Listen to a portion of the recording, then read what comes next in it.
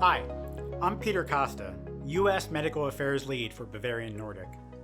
My background and training is in public health education and epidemiology, and I've had the great honor of helping to educate people all around the world about rabies. I'm here to discuss with you the prevention of human rabies.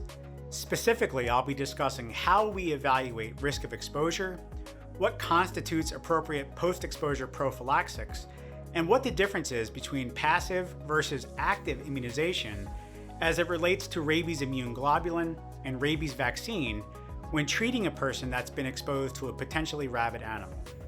Prevention of rabies and determination for treatment in your facility starts with a proper rabies risk assessment.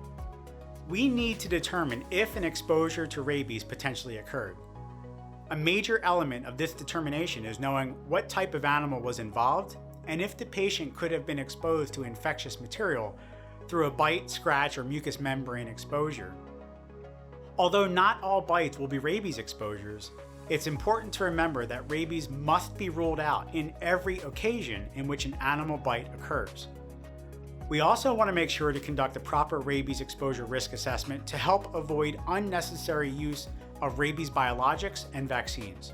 So we'll start with our dogs, cats, and domestic ferrets, for which rabies exposure is generally less likely, since most are vaccinated against rabies in accordance with local and state law, and in general are well cared for by responsible pet owners.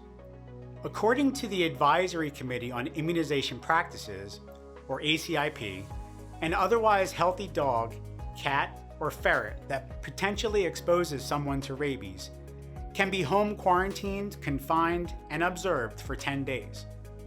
Post-exposure prophylaxis would only be initiated if the animal began to show signs of rabies during the 10-day period. For dogs, cats, and ferrets that are rabid or suspected of being rabid, immediate post-exposure prophylaxis would be indicated. If the disposition of the animal is unknown or the animal is not available, you can consult public health officials. But in many cases, post-exposure prophylaxis is administered, oftentimes at the request of the patient. Moving to our usual suspects, the skunks, bats, raccoons, foxes, and other terrestrial carnivores, you should always consider these animals as rabid unless proven negative by lab testing.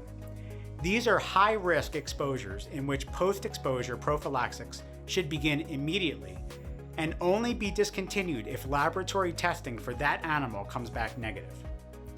And finally, some of our other warm-blooded animals, including livestock, rabbits, beavers, and other mammals, usually these exposures are evaluated on a case-by-case basis. ACIP recommendations tell us to consult public health officials, especially for livestock and lower-risk wild animals, as well as pocket pets such as gerbils and hamsters. Oftentimes, guidance here is that animal testing and post-exposure treatment is generally not required for these animals unless the local health authority has cause to believe the biting animal is rabid. Best course of action, if in doubt, would be to consult your local or state public health department. Once we've determined that a person needs post-exposure prophylaxis, we need to know how to treat them. Remember again from the Rabies 101 module, our job is to stop that red line from ever reaching the central nervous system. The exact course of treatment following an exposure will depend in part on the patient's vaccination status, whether or not they've ever been fully vaccinated against rabies. And we'll soon talk about why any person would be previously fully vaccinated against rabies, but let's first explore this prophylaxis table. For most persons who are not considered previously vaccinated against rabies, post-exposure prophylaxis consists of 3 steps. 1. Thorough wound washing, if there is a wound, for 15 minutes with soap and water to remove as much of the virus-laden saliva as possible. 2. Infiltration with human rabies immune globulin into and around the site of the wounds, or intramuscularly if no wound is visible. And 3. A series of 4 to 5 doses of rabies vaccine over 14 to 28 days. When this patient walks into your facility, they should be receiving human rabies immune globulin and their first dose of rabies vaccine. For persons who are considered previously vaccinated against rabies, post-exposure prophylaxis is much simpler and shorter and can be completed in 3 days. It consists of 2 steps. 1. Thorough wound washing, again if there is a wound, for 15 minutes with soap and water. And 2. A series of 2 doses of rabies vaccine over 3 days. Human rabies immune globulin is not indicated for post-exposure prophylaxis of previously vaccinated persons because it can interfere with the vaccine by blunting the rapid memory response to rabies antigen. So when this patient walks into your facility, they should be receiving their first of 2 doses of rabies vaccine. Now you may have noticed that I mentioned rabies post-exposure prophylaxis for previously unvaccinated persons consists of 4 to 5 doses of rabies vaccine over 14 to 28 days, sort of a range. This is because U.S. rabies vaccine labels differ from current ACIP guidance, which was updated in 2010 to indicate that as long as a person is healthy and immunocompetent, they only require 4 doses over 14 days.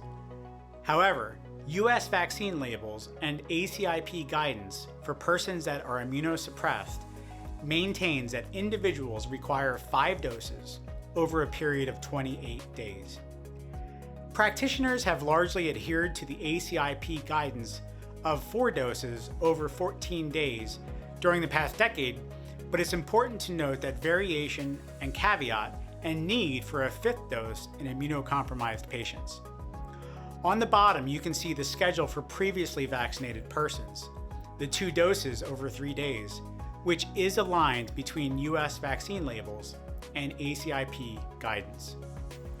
So we've talked about these previously vaccinated persons. Well, who are they? First and foremost, a previously vaccinated person is someone who has a history of completed pre- or post-exposure prophylaxis. What is pre-exposure prophylaxis? Some persons considered to be at elevated risk to rabies exposure, such as laboratory workers, veterinarians, animal control, and travelers to high rabies risk areas, may have received rabies pre-exposure prophylaxis. Pre-exposure prophylaxis consists of 2 to 3 doses of rabies vaccine and is used as a strategy to protect against both recognized and unrecognized exposures. The 2-dose schedule is a new recommendation by the ACIP, which differs from the long-standing 3-dose schedule that was previously recommended and is outlined in rabies vaccine prescribing information. I will review this change momentarily, but as we just reviewed, and regardless of 2 doses or 3 doses, pre-exposure prophylaxis does not eliminate the need for additional treatment after an exposure, but does greatly simplify and shorten the course of treatment. And I won't dwell on post-exposure prophylaxis other than to say that it is quite possible that your patient could have been exposed to rabies and treated previously and would also be considered previously vaccinated. Let's now discuss the recent update for rabies pre-exposure prophylaxis and the number of doses needed. On the previous slide, I mentioned pre-exposure prophylaxis consists of 2 to 3 doses of rabies vaccine. Here you can see the most current ACIP and FDA-approved schedules for rabies pre-exposure prophylaxis. This is the primary schedule for previously unvaccinated persons. Similar to rationale for the post-exposure regimen, as vaccine safety and efficacy have improved and new immunogenicity data have been generated, ACIP recommendations for changes to the pre-exposure prophylaxis regimen have now also been updated. ACIP now recommends a 2-dose pre-exposure regimen over 7 days for all persons for whom rabies pre-exposure vaccination is indicated. This differs from FDA-approved rabies vaccine labeling, which indicates 3 doses over 21 or 28 days are required. We should note here that FDA licenses vaccines based on evidence of safety and effectiveness. Once approved, ACIP provides recommendations on the vaccine's use based in part on expert review of published data. Such data now indicate that an abbreviated 2-dose series offers comparable primary immunogenicity as the full 3-dose series for up to 3 years. This shortened schedule may be ideal for travelers and other persons with short-term exposure risk. The full 3-dose series provides strong primary immunogenicity plus better long-term immunogenicity, which may be beneficial for persons with a sustained, longer-term risk of exposure to rabies extending beyond 3 years.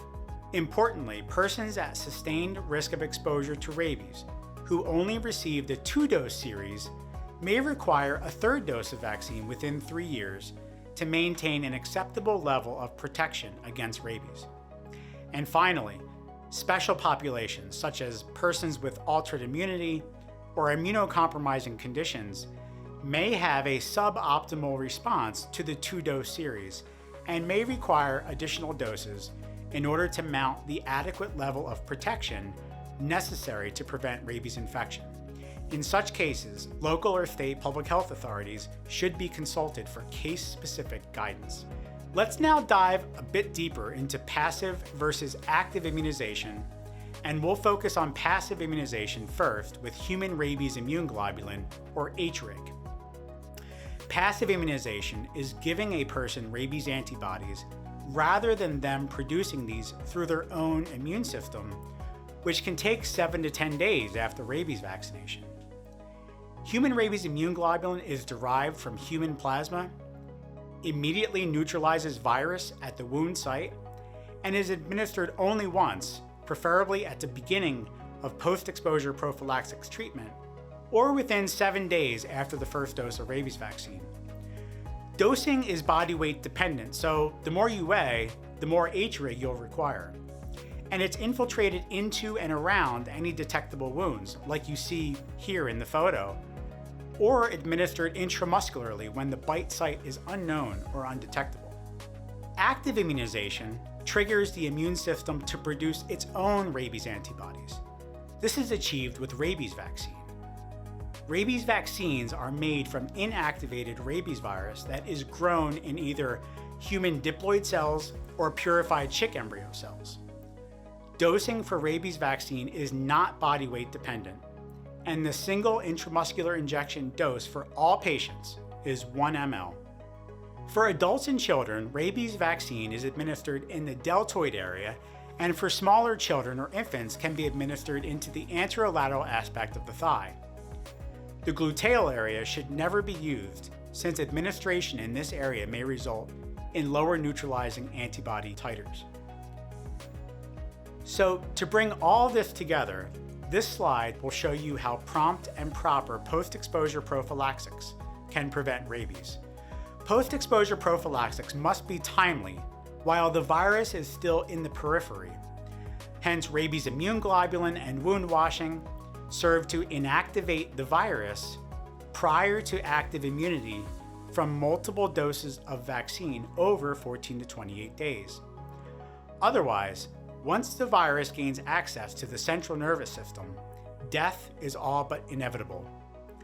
Here you can see that rabies immune globulin, represented by the purple line in the lower left, is fast-acting but short-lasting, while the vaccine response, represented by the red line, is slower acting but long-lasting. And as we discussed, both are required in previously unvaccinated persons to elicit complete coverage after a rabies exposure. You should be leaving this module with an understanding of how to perform a rabies exposure risk assessment to determine if rabies post-exposure prophylaxis is necessary, and how to identify the appropriate treatment steps for a person who has been exposed to a potentially rabid animal. I thank you for joining us and hope that you have found this useful and informative.